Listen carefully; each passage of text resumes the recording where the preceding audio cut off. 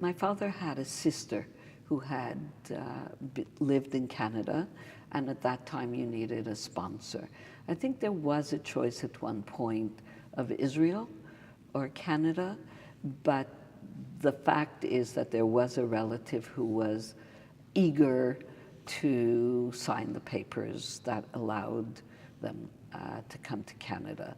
It was cold, it was difficult, it was, as I said, an unusual time for all immigrants. We were not ever sure of who was a relative and who wasn't. Everybody was an aunt. We were all in the same situation. Unlike Americans who'd come here in the thousands at the turn of the century, Canada, Montreal specifically, mass immigration happened right after the war. So Yiddish was prevalent. It was a language you spoke. It was the first language that I spoke. But there was a feeling of hope. Culture was extraordinarily important to everyone. The door was always open to other immigrants because there was a flow of immigrants, and everyone knew you could spend the night, or someone who was supposed to spend the night spend 2 years in a place to sleep.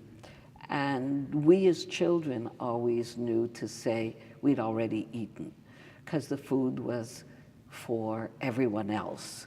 And to this day, it's very difficult for me to eat first before I'm sure that everybody else has eaten.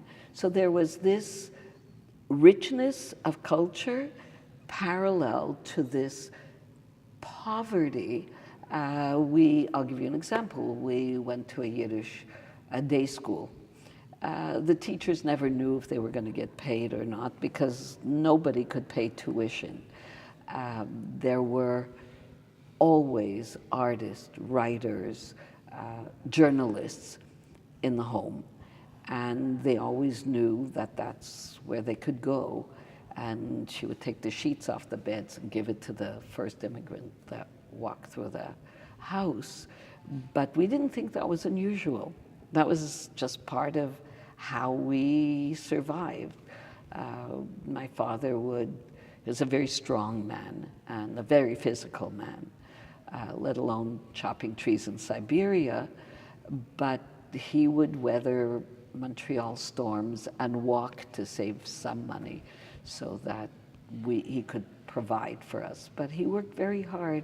He became a furrier, working in a factory, and I don't remember any of that being difficult.